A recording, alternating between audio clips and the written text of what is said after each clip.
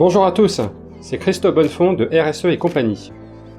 Après Stéphanie Dive, la directrice RSE de Groupe Leader, j'ai eu le plaisir d'accueillir une nouvelle entreprise très engagée et actrice du développement durable. Laurent Sirex, le PDG d'Ista France, nous explique comment le comptage d'eau et de chauffage permet de réduire les factures et de préserver les ressources de la planète. Ista permet aux bailleurs sociaux, aux copropriétés et à leurs résidents de maîtriser leur consommation et de réduire le gaspillage énergétique. Je vous souhaite une bonne écoute et vous donne rendez-vous dans le prochain épisode. J'accueille Laurent Sirex d'Ista France.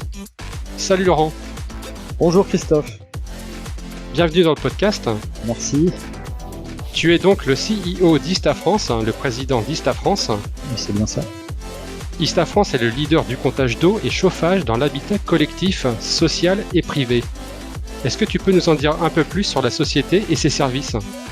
Bien sûr, écoute, merci de m'accueillir Christophe. Oui, écoute, Ista fait un très très beau métier puisque nous faisons faire des économies d'eau et d'énergie à nos clients et aux occupants des immeubles collectifs.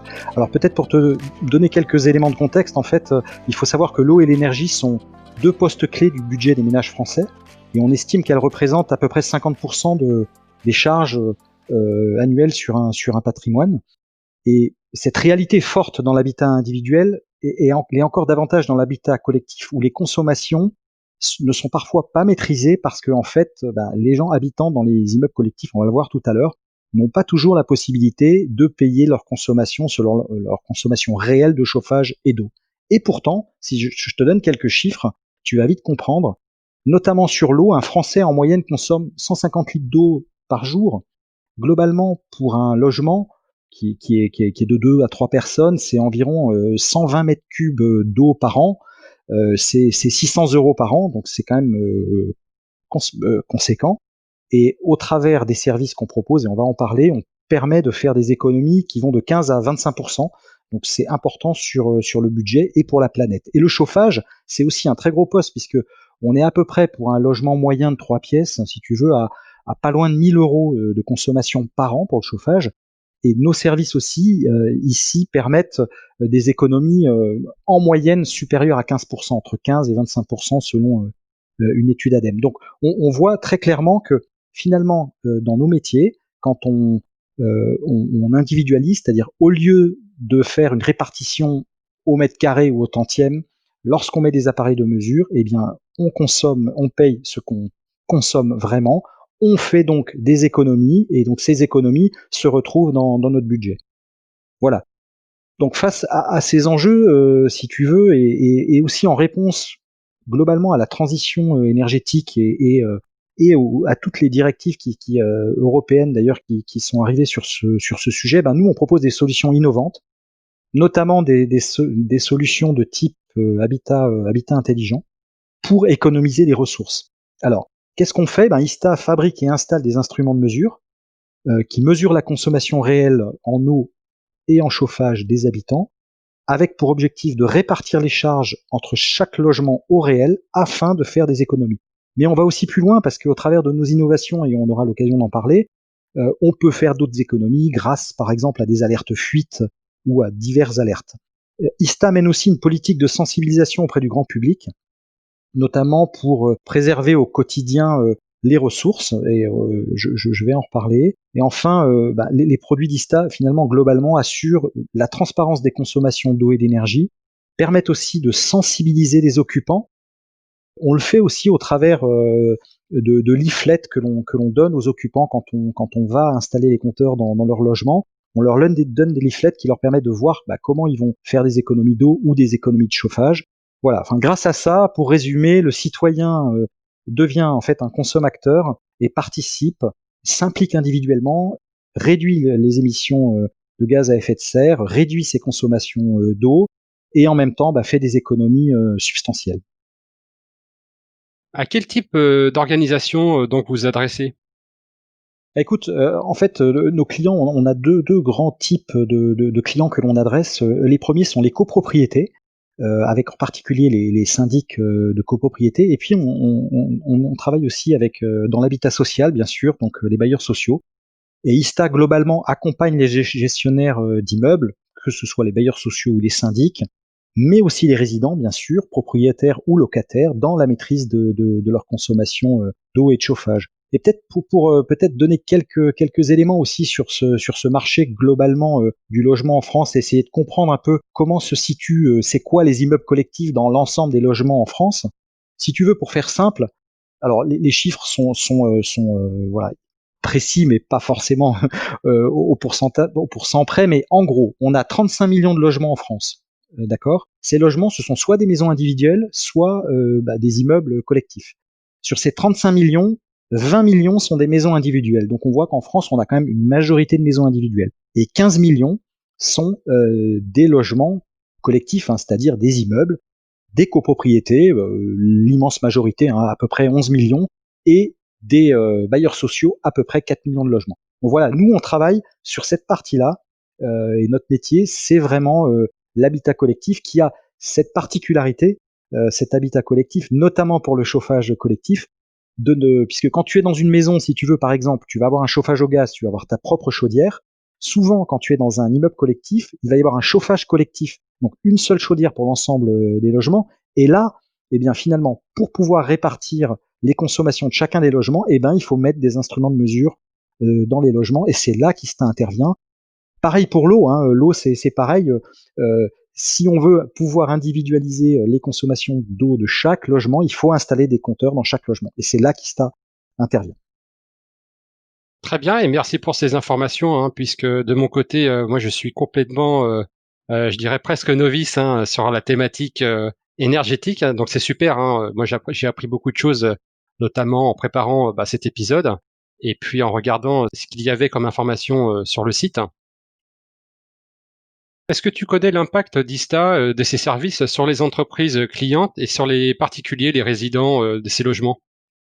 Alors oui, Christophe, c'est un point qui est extrêmement important pour nous et que l'on suit. Alors, pour donner des éléments chiffrés, commençons d'abord par le chauffage. Aujourd'hui, le chauffage en France, lorsqu'on parle du chauffage collectif dans les immeubles, c'est-à-dire les immeubles équipés d'un chauffage central, on a 5 millions de logements. Ces immeubles, avant, il n'y avait pas la possibilité de compter ce que chacun consommait. Résultat, eh bien, on surconsommait d'à peu près 15 à 20%. Aujourd'hui, avec les services qu'on est capable de mettre en œuvre, eh bien, globalement, sur ces 5 millions d'immeubles, globalement en France, l'économie représente est vraiment substantielle parce qu'elle représente 6000 kWh. 6000 kWh, c'est une tranche nucléaire. C'est la consommation de l'ensemble de l'agglomération lyonnaise, Lyon et toute son agglomération, en chauffage. Voilà l'économie qu'on peut faire rien qu'en mettant en place ces services sur l'ensemble de ces logements. Donc on voit que c'est substantiel, mais c'est aussi des économies financières parce que globalement ces 5 millions, c'est pas loin d'un demi-milliard d'économies et donc de pouvoir d'achat pour les consommateurs. Mais c'est aussi 2 millions de tonnes de CO2 qu'on ne rejette pas dans l'atmosphère, puisque ce chauffage central, globalement, qu'est-ce que c'est? Eh bien, ce sont finalement des énergies fossiles, du gaz ou du fuel. En plus, ce sont des énergies qu'on importe, donc pour la balance commerciale française, c'est positif si on fait, c'est positif si on réussit à finalement faire des économies. Donc tout ça, ça montre que ça a vraiment un impact important. On peut estimer que pour un logement moyen, on est à peu près à 150 € d'économie par an, rien qu'en mettant en place, net, hein, en mettant en place nos services sur un logement. S'agissant de l'eau, on a aussi bien sûr la possibilité, grâce au comptage, de faire des économies de l'ordre aussi de 15 à 20%. C'est aussi substantiel, on en parlait tout à l'heure en introduction, on est pas loin d'une facture de 600 € par an, donc on voit bien qu'on est à peu près au-delà de 100-120 € d'économie par an, mais sur l'eau, il y a un autre impact qui est extrêmement important, c'est celui des fuites. Et celui-ci, finalement, c'est un impact sur lequel ISTA a énormément évolué, puisqu'on a aujourd'hui, nous, on installe un compteur intelligent qui a une méthode de comptage de l'intelligence artificielle au sein du compteur qui permet d'alerter l'occupant lorsqu'il y a une fuite. C'est-à-dire que le compteur va regarder ce qui se passe dans le temps, en temps réel, et va pouvoir alerter l'occupant lorsqu'il y a une fuite. Et nous, on a cette information et on la transmet aux occupants qui peuvent donc agir, parce que avant, quand on avait des compteurs et qu'on venait les relever, mais c'était l'ancien temps ça, hein, mais quand même pour en parler, on venait les relever visuellement, on rentrait une fois par an dans les logements, donc on n'avait pas cette information. Aujourd'hui, avec les nouvelles technologies, on a cette information et en temps réel, on peut indiquer qu'il y a des fuites et pour être très concret, là pour le coup, les économies entre une fuite qui n'est pas réglée et une fuite qui est réglée peuvent être énormes. Je vais te donner un exemple. Une chasse d'eau, une fuite chasse d'eau, ça peut représenter plus de 1 000 € sur une année pour quelqu'un qui ne s'en est pas occupé pendant un an, sans forcément le voir, parce que cette fuite chasse d'eau, c'est de l'eau qui coule dans les WC, ça se voit pas forcément, les gens ils font pas forcément attention, et je peux te dire que ça a un vrai impact. Donc on voit que les innovations et ce type de service, ça permet effectivement d'avoir vraiment un impact, là pour le coup, sur les résidents, qui est financier, mais pas uniquement, et c'est ça aussi côté vertueux des services que l'on propose, c'est aussi bien sûr des impacts sur la maîtrise de l'eau que l'on gère mieux, la maîtrise des consommations de chauffage, la réduction des gaz à effet de serre. Donc on voit vraiment clairement des impacts qui de manière macroéconomique ont un sens, mais aussi ont un sens pour chacun des habitants de ces logements. Très bien. Juste sur la technologie utilisée par les appareils, les compteurs, j'ai appris sur le site que c'était basé en fait sur une technologie radio qui ressemble à celle des réseaux mobiles. Donc ça touche à l'internet des objets, un sujet complètement d'actualité et qui sera complètement dans nos vies, dans nos maisons, partout. L'internet des objets, voilà, ça va toucher beaucoup de secteurs, beaucoup d'industries. Oui, Christophe, c'est vrai, c'est un point important, et ce qui est aussi particulièrement qui a été particulièrement motivant au début lorsque j'ai rejoint le groupe, c'est que justement cet Internet des objets était une technologie qui était déjà très largement maîtrisée par ISTA, puisque aujourd'hui ISTA globalement en Europe, on a près de 30 millions d'objets connectés que l'on suit régulièrement tous les jours. Alors oui, on a des technologies radio. Alors comment ça fonctionne? Alors je t'expliquais qu'on était nous dans l'habitat collectif. En fait, notre technologie D'abord, il faut savoir que nos appareils, que ce soit les compteurs d'eau ou les répartiteurs de frais de chauffage, sont des appareils qui fonctionnent sur pile. Donc ce sont des appareils qui ont des puissances d'émission extrêmement faibles, et donc il faut des technologies particulières pour être capable de transmettre des informations radio. Donc comment est-ce que ça marche? Eh bien, les appareils entre eux, par des petits sauts de puce, envoient leur message à chacun des appareils. L'ensemble des relevés des appareils est collecté dans un collecteur global qui est dans l'immeuble, et ce collecteur transmet les informations régulièrement. Alors suivant les contrats qu'on a avec nos clients, ça peut être une fois par mois, une fois par semaine, une fois par jour. Voilà, mais en tout cas, voilà comment ça fonctionne. C'est des technologies extrêmement pointues, très basse consommation, puisque voilà, il faut avoir en tête qu'on a une toute petite pile minuscule qui va transmettre ces informations pendant 10 ans. Donc tu vois, c'est des technologies très différentes quand même de ce qui se fait sur la radio, parce que c'est des technologies très basse consommation, et donc où avec très peu d'énergie, il faut être capable de transmettre ces informations, et c'est vraiment quelque chose qu'ISTA maîtrise très bien et qui fonctionne très bien maintenant depuis de nombreuses années en France et en Europe. Très bien, je te remercie pour ces informations pour les curieux des technologies, et c'est vrai que c'est des sujets passionnants. Les auditeurs aiment bien en savoir plus sur les invités, et est-ce que tu peux nous en dire plus sur ton parcours professionnel, Laurent, et qu'est-ce qui t'a amené à rejoindre ISTA?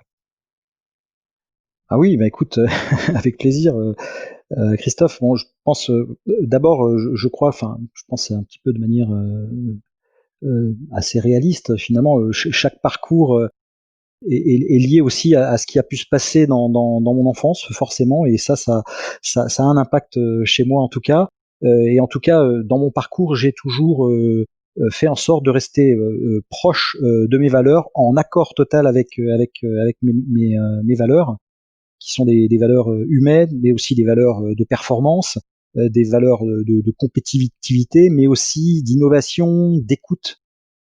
Et finalement, pour moi, ces qualités humaines sont aussi extrêmement importantes. Alors ça me vient très honnêtement, je pense de ma famille et de mes parents. Il faut savoir que mes parents sont tous les deux des chefs d'entreprise.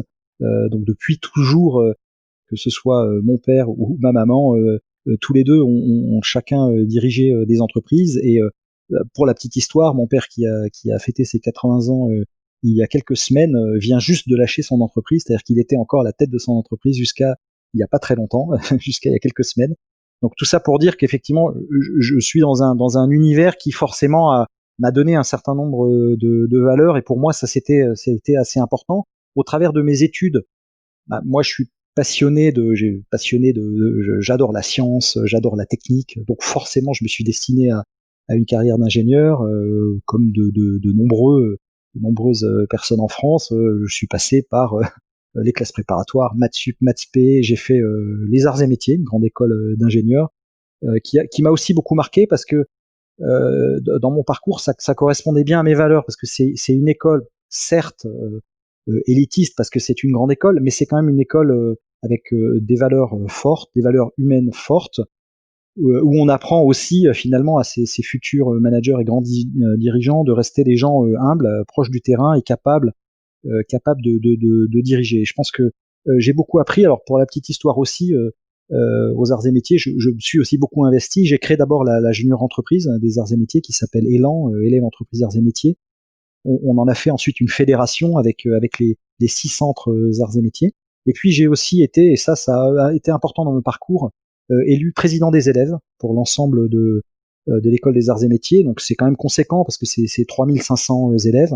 Lorsqu'on est président, on est l'interlocuteur, un interlocuteur important, que ce soit au niveau des instances de l'école, mais aussi du monde des industriels, du monde politique aussi, parce que j'ai été amené à rencontrer des ministres à cette époque, parce que c'était voilà, l'occasion m'a permis de le faire. Et puis bah, finalement, globalement, quand on est président des élèves aux arts et métiers, il faut savoir quand même que l'Union des élèves, c'est quand même 400 postes permanents donc d'élèves. Donc voilà, on travaille avec des collaborateurs qui sont des ingénieurs comme moi. Et je pense que ça façonne, ça aide beaucoup. C'est une expérience extrêmement riche, parce que finalement, quand on manage des équipes avec des gens qui ont finalement les mêmes compétences intellectuelles que les miennes, forcément, le côté humain est extrêmement important. Et je pense que j'ai beaucoup appris de cette période-là. En tout cas, je sais que ça m'a énormément aidé pour la suite. Et j'ai pu retrouver, je pense, au travers de tout ça, pour revenir là, pour le coup, sur mon parcours chez Ista, j'ai retrouvé un certain nombre de valeurs. D'abord, il faut savoir que j'ai commencé ma carrière dans le groupe Schlumberger. Et le groupe Schlumberger était un grand groupe multinational qui, euh, qui avait plusieurs branches, dont une branche qui était dans le comptage. Donc très tôt, j'ai travaillé sur le comptage d'électricité en particulier. J'ai travaillé sur le premier projet du compteur électronique intelligent, alors que je venais juste d'arriver. C'est des moments passionnants où j'ai pu travailler avec le chef de projet, celui qui a été chef de projet du Minitel à l'époque, il y a très très longtemps. Donc quelqu'un qui était extraordinaire, qui avait mis en place voilà un outil digital déjà. Faut quand même se rappeler qu'à l'époque, la France, hein, alors autant maintenant c'est les États-Unis qui sont devant nous, mais il faut se rappeler quand même qu'à l'époque, le Minitel, c'était quand même une sacrée innovation en France. Et donc voilà, bah, j'ai pu évoluer avec des gens rencontrés comme ça dans mon parcours, des gens assez extraordinaires qui m'ont, je pense, aidé à façonner mon parcours. Moi, je suis toujours resté tel que je suis, et puis bah, petit à petit, je suis monté. J'ai rejoint le groupe ISTA en 2005 en qualité de directeur des opérations. J'avais un poste très important chez Schlumberger, parce que j'étais directeur général en charge du gaz pour la France, donc c'était quand même un poste important. J'étais jeune à l'époque pour avoir ce poste-là.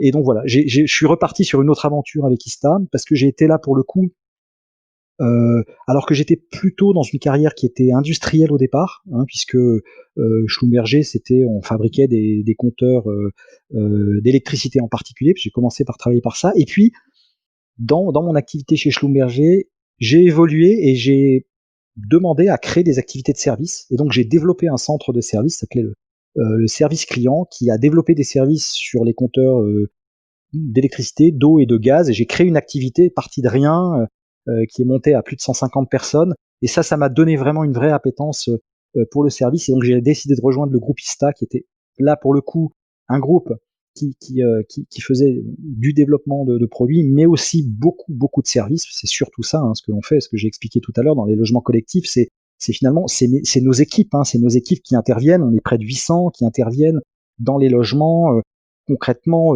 proches des gens et qui maintiennent les appareils, qui font les relevés, qui les installent, etc., qui conseillent les gens. Donc voilà, ces métiers de service-là m'a vraiment attiré. C'est pour ça que j'ai souhaité rejoindre le groupe.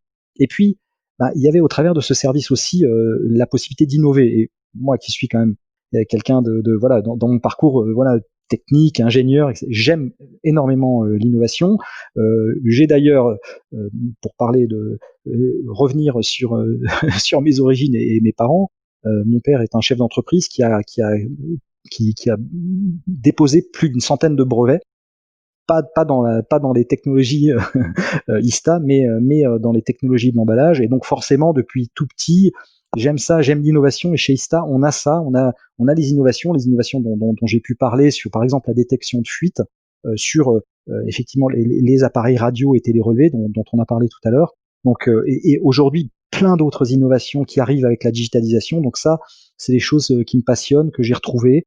Et puis, bien entendu, je pense les qualités humaines qu'on retrouve dans ces activités de service me semblent importantes, mais aussi, au-delà de ça, la performance, la compétition, parce qu'il faut aussi savoir que dans mon parcours, j'ai aussi eu ce parcours de compétiteur, puisque j'ai été sportif de haut niveau, entre parenthèses, parce que c'est sur des postes, sur des types de sports qui sont peut-être un peu moins élitistes que peut l'être le foot par exemple, mais j'ai fait 11 ans de compétition de ski de piste, et puis j'ai fait 5 ans de compétition de BMX. J'étais 3 fois champion de France.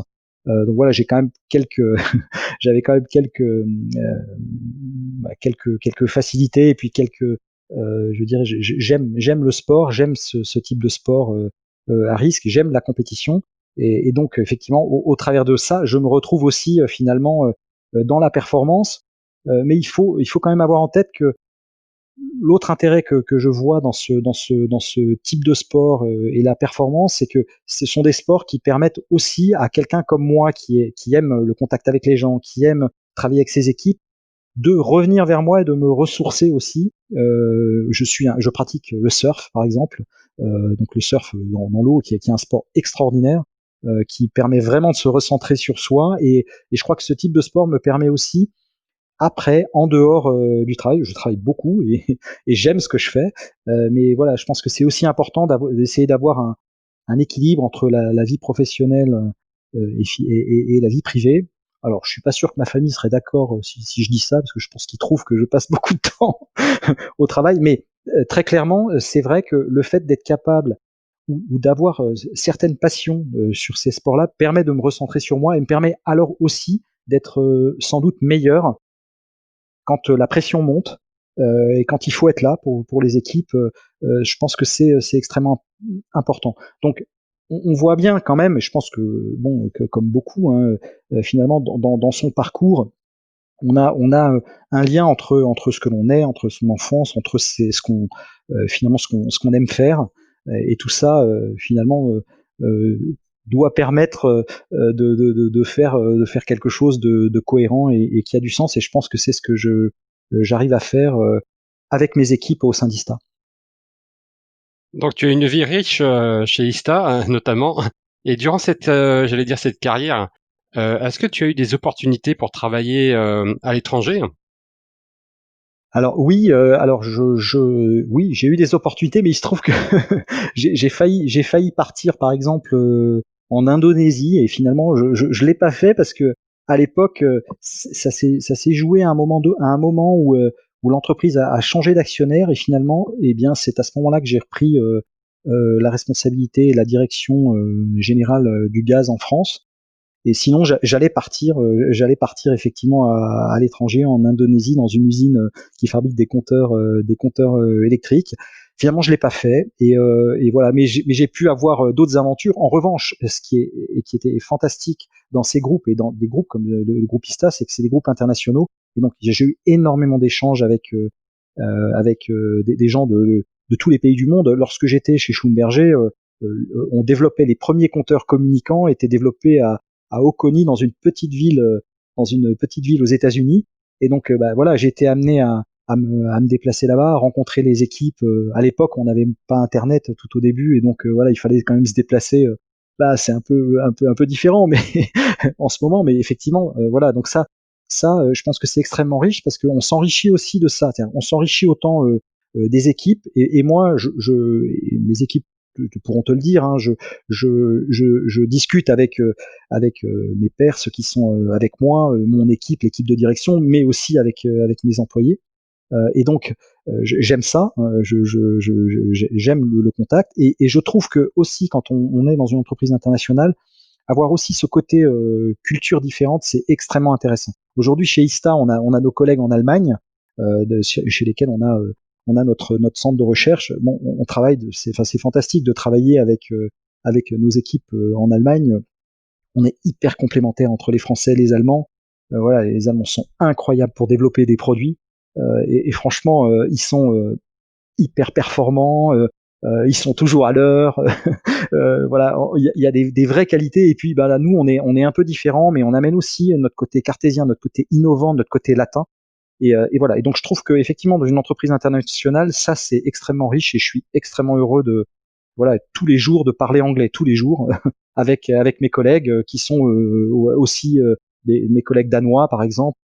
Et là, pour revenir sur les sujets d'environnement, où on a vraiment des exemples fantastiques au Danemark, de la manière dont les Danois gèrent les choses. Forcément, voilà, on s'enrichit de tout ça, et ça, effectivement, c'est un point extrêmement important aussi pour moi. Je pense que les auditeurs ont pu apprécier ton parcours, et c'est vrai que c'est toujours enrichissant d'en apprendre un peu plus sur les différents parcours, sur ce qui t'a amené à rejoindre un groupe comme ISTA ou un groupe multinational. De quoi es-tu particulièrement fier au sein de ton organisation? Alors là, écoute, vraiment, sans hésiter, des équipes ISTA, de nos collaborateurs, de notre culture d'entreprise. La RSE est vraiment dans l'ADN d'ISTA, de par notre cœur de métier, comme je l'ai expliqué tout à l'heure, bien sûr, un métier qui a du sens, mais aussi via notre politique sociale, ressources humaines et sociétale. Alors, par exemple, sur notre politique sociale et ressources humaines, d'abord, ça, on en est tous assez fiers, on est certifié top employeur pour la 6e année consécutive, et ça, c'est quand même une certification de grande valeur, parce que de manière générale, ce sont plutôt des entreprises de grande taille, en moyenne 20 000 salariés, qui sont certifiés. Et nous, voilà, on est quand même une entreprise plus petite, moins de 1000 salariés en France. Voilà, et donc on est certifié. Ça montre qu'on met en œuvre des principes, des process, ressources humaines et sociaux extrêmement forts. Et ça, on en est assez fiers. On a quelques exemples. Tu vois, par exemple, on a une assistante sociale à plein temps chez nous, parce que on considère que c'est important de pouvoir aider les collaborateurs qui sont dans la difficulté. Et c'est plutôt rare pour une PME. On a aussi très majoritairement, nos effectifs sont des effectifs CDI. On est au-delà de 90%. Voilà, au-delà de même 95. On fait des recrutements, pas moins d'une soixantaine de recrutements encore cette année, pendant cette année de crise. Donc voilà, on est vraiment actif sur ce sujet. Autre point important, la qualité de vie au travail, c'est un point important, parce que c'est un programme. On a notamment un programme dédié à ce sujet dans l'entreprise, où on a un programme qui s'appelle FC Cube, Focus collaborateur, client, compétitivité, où on a vraiment le collaborateur qui est au centre. Et ce sont des sujets qui sont importants pour nous, parce que finalement, une équipe, elle travaille bien et elle délivre des bons services si globalement les gens se sentent bien et ont envie de travailler ensemble. Et on voit que ça prend de plus en plus d'importance, et on en est content, parce que c'est des sujets que nous on traite depuis longtemps. Et puis, autre point important, la formation continue pour nous est un point extrêmement important, un levier puissant pour délivrer des services de qualité dans un environnement qui est innovant et qui bouge. Et nous, on a une université interne qui s'appelle le Campus ISTA. On a dispensé pas moins de 12 000 heures de formation, par exemple, en 2020. Donc voilà, pour nous, cette formation continue est aussi extrêmement importante et c'est un vrai savoir-faire. Voilà, on a notre école et on en est assez fier. Et puis on a aussi, on peut donner d'autres exemples marquants. Par exemple, on organise tous les ans un tournoi international de foot avec toutes les équipes d'Europe et ouais, on se retrouve une fois par an. L'an dernier, on s'est retrouvé à Nice. Voilà, c'était extraordinaire. On était en France, on était 1500 pour ce tournoi de foot. C'était vraiment un très très beau tournoi et voilà l'occasion de rencontrer des collaborateurs. On a aussi des collaborateurs qui, par exemple, font les courses comme le marathon de Paris. D'ailleurs, je m'y étais inscrit cette année. Alors, je sais pas si j'ai eu de la chance ou pas, parce que finalement, il n'a pas pu avoir lieu à cause de la crise du Covid. Mais en tout cas, je m'y étais inscrit avec un certain nombre de mes collaborateurs et on s'entraînait pour le faire. Donc voilà, on essaie aussi de faire des choses ensemble. On encourage aussi des démarches individuelles dans le bénévolat et on soutient financièrement un certain nombre de projets de nos collaborateurs dans le bénévolat. Donc ça aussi, c'est important parce que voilà, c'est aussi comme ça que on a une approche bienveillante avec nos collaborateurs et une approche qui fait sens. Voilà, on a travaillé comme beaucoup d'entreprises aussi sur la mise en œuvre du télétravail. Enfin voilà, globalement en tout cas, on a grâce à tout ce qu'on fait des collaborateurs qui sont engagés, avec même certains de nos collaborateurs qui ont régulièrement, hein, moi qui fais le tour des agences tous les ans, on a régulièrement des collaborateurs qui ont plus de 40 ans de carrière au sein d'ISTA. On a une excellente marque employeur, notamment sur les nouveaux embauchés. Grâce à ça, grâce à ce dialogue social de qualité, grâce à cette appétence pour tout ce qui concerne les ressources humaines et l'humain, autour aussi bien sûr de la performance et du client. Mais voilà, je pense que tout ça, c'est important. Donc ça, c'est un point important, hein, ce volet ressources humaines et sociales. Mais il y a aussi le volet sociétal, qui est un autre point qui est extrêmement important. On veille, en tout cas nous, à y contribuer et auprès du grand public, avec les moyens que l'on peut mettre en œuvre, mais on met en œuvre un certain nombre de moyens. Alors je voudrais en citer un en particulier qui me tient beaucoup à cœur. On est le principal mécène de l'éco-aventurier Julien Moreau.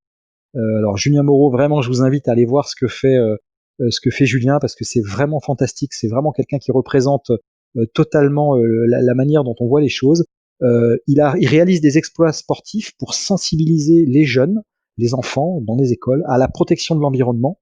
Par exemple, en 2018, il a fait un triathlon géant avec, il a parcouru presque 4000 kilomètres de vélo en France. Il a fait ensuite plus de 300 kilomètres de natation entre Marseille et Monaco. Je ne sais pas si vous vous rendez compte, quoi. Nager entre Marseille et Monaco, bien sûr en s'arrêtant tous les jours. Mais voilà, et puis 1000 kilomètres, plus de 1000 kilomètres de course à pied en remontant de Monaco jusqu'à Paris. Voilà, tous les 2 jours, il s'arrêtait dans une école et voilà, avec des enfants dans des écoles, voilà, il présentait les gestes ou finalement de quelle manière on peut être un citoyen, comment il pourrait devenir un citoyen actif pour protéger l'environnement. Voilà, ça représente vraiment ce que nous on aime faire avec des moyens qui restent parfaitement modestes, mais en tout cas on peut soutenir des éco-aventuriers comme Julien et vraiment on a été aussi un soutien moral parce que voilà, on l'a accompagné dans tout son parcours, on a nos équipes qui l'ont accueilli chez eux puisqu'il a fait ce grand tour de France. Voilà, ça représente bien ce qu'on aime faire. Donc et puis vraiment cette capacité à être acteur, à devenir un acteur de l'environnement, pour nous c'est important et pour le faire, on trouve et je trouve particulièrement que le fait de s'adresser à des enfants ou à de jeunes enfants à l'école, c'est le meilleur moyen finalement de le faire. On est mécène de la fête des voisins, qui est un autre événement assez connu où à chaque fois on fait en sorte de promouvoir les éco-gestes, le vivre ensemble en copropriété. On a des initiatives aussi écologiques en interne, comme par exemple des World Cleanup Day. On en a fait un tous ensemble à Nice, où on a nettoyé toute la plage de Nice. Voilà, on encourage aussi à utiliser des moyens de transport plus propres. le vélo, les véhicules électriques, par exemple.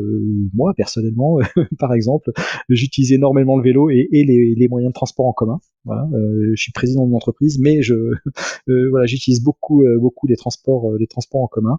Et puis, voilà, on a aussi tout ça, ça nous permet quand même finalement d'avoir aussi un engagement de la part de nos collaborateurs.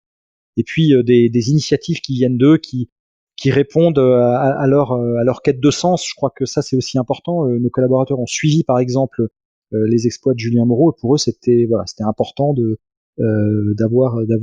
pouvoir d'avoir une entreprise qui s'investit aux côtés de personnes de ce type. En tout cas voilà, je vous invite à aller voir ce que fait Julien. C'est assez fantastique. Il est ami aussi avec Nicolas Hulot. Et voilà, c'est quelqu'un qui est vraiment un peu dans la même lignée, alors qui est plus jeune, mais qui est vraiment dans la même lignée. Bah, merci pour toutes ces précisions, hein, concernant les actions dans les domaines de l'environnement, dans les domaines sociétaux. Laurent, maintenant, est-ce que tu souhaites parler d'un sujet en particulier concernant ton organisation, un point de vue sur l'actualité peut-être?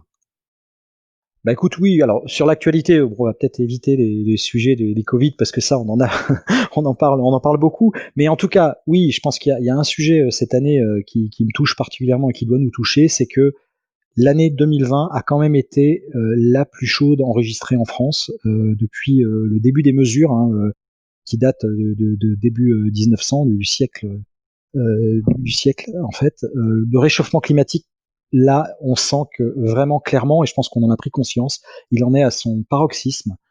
La prise de conscience écologique n'est plus une option en fait. On se rapproche d'une échéance, on se rapproche d'un mur, et on voit bien qu'il est urgent d'agir, chacun à notre niveau. Et ça, pour moi, voilà, ça porte vraiment, ça fait vraiment aussi partie des valeurs d'ISTA. C'est aussi voilà ce qui peut nous motiver, ce qui me motive tous les jours, c'est que voilà, on sent que les choses se rapprochent, on sent aussi que la conscience monte. Et voilà, moi je crois très fort, en tout cas, au travers de ce que l'on fait dans la nouvelle génération, pour nous aider à réussir en fait à mettre en place le défi du changement climatique. Moi, je suis quelqu'un d'optimiste et je crois personnellement que chacun doit le faire à son niveau et chacun peut le faire à son niveau. Et c'est d'ailleurs le sens qu'on essaye de donner au travers de ce que l'on fait, hein. Quand on a parlé tout à l'heure d'un Julien Moreau, c'est pour expliquer aux enfants que voilà, faut pas attendre des choses des autres. Il faut être un acteur soi-même de cette défense de l'environnement. Et c'est à chacun d'entre nous de se mettre en mouvement pour avancer sur ces sujets. Je pense que ça, c'est un des messages importants et je crois que l'actualité nous y amène. Moi, il y a un point aussi que j'aime bien et que je voudrais mentionner, c'est le programme Génération Climat conçu par la fondation de Nicolas Hulot, qui propose notamment aux jeunes 15-35 ans un parcours d'engagement complet pour devenir un véritable acteur de changement avec des informations, des ateliers d'accompagnement, de la structuration d'un certain nombre de projets terrain, des soutiens financiers. Voilà, tout est mis en œuvre pour finalement susciter l'envie et l'envie d'être un acteur. Donc ça, je pense que c'est un point important et ça fait bien sûr écho aux engagements que ISTA peut avoir avec un Julien Moreau. On est vraiment avec finalement la formation des jeunes générations un peu dans cette logique. Et puis moi, il y a un point aussi dont je suis assez fier. Je suis forcément, je l'ai dit tout à l'heure, très fier des équipes ISTA. On a vraiment une belle équipe. Mais un point aussi qui me paraît important, on prône vraiment la diversité chez ISTA et on le fait réellement, on le vit de manière vraiment générale et en particulier pour ce qui s'agit des femmes, puisqu'on a vraiment beaucoup de femmes aujourd'hui qui sont à des postes importants dans l'entreprise et notamment au sein de l'équipe de direction. Donc voilà, on montre aussi l'exemple. Je pense et je pense que ça c'est aussi important. Moi-même j'ai une fille et en tout cas je souhaite que mes enfants puissent aussi finalement profiter de cette période où on essaye de rééquilibrer les choses. Je pense que c'est extrêmement important de le faire et de montrer qu'on le fait nous aussi en tant qu'entreprise et qu'on sait se mobiliser pour ce genre de cause. Donc merci pour ces précisions, Laurent, concernant ISTA. C'est vrai que la parité ou l'égalité homme-femme, c'est un point d'actualité et super important dans notre société. et on encourage de toute façon à ce que toutes les entreprises suivent la même voie. Laurent, on arrive à la fin de cet épisode, donc je te remercie pour ta participation. Merci également à Mathilde Beau de l'agence initiale qui nous a mis en relation. Je remercie également les auditeurs, les auditrices, de plus en plus nombreux et de plus en plus nombreuses, et les collaborateurs des entreprises engagées dans la performance sociale, écologique et économique. Un petit rappel sur le podcast Changer les entreprises, changer le monde, le podcast qui vous fera aimer la RSE et aimer ISTA. Vous découvrez à chaque épisode un acteur RSE ou une entreprise engagée, comme ISTA France. Le podcast est diffusé sur les plateformes SoundCloud, Spotify, YouTube et bien d'autres. Et enfin, pour participer au podcast, contactez-moi sur LinkedIn ou RSE et compagnie sur Twitter et Instagram, @RSE et compagnie. Merci pour votre écoute, merci Laurent. Merci Christophe. En tout cas, je trouve que c'est une belle initiative que de proposer ce type de podcast sur ces sujets. C'est extrêmement original. Je tiens aussi à remercier les auditrices et les auditeurs, et puis les équipes ISTA d'ailleurs qui seront prêtes à vous accompagner, vous, auditrices et auditeurs au quotidien, si vous avez besoin de faire des économies d'eau et d'énergie. Nos équipes seront là et on serait vraiment heureux de pouvoir vous apporter ces services. En tout cas, je vous souhaite une belle journée. Merci Christophe. Et à bientôt pour changer les entreprises et changer le monde.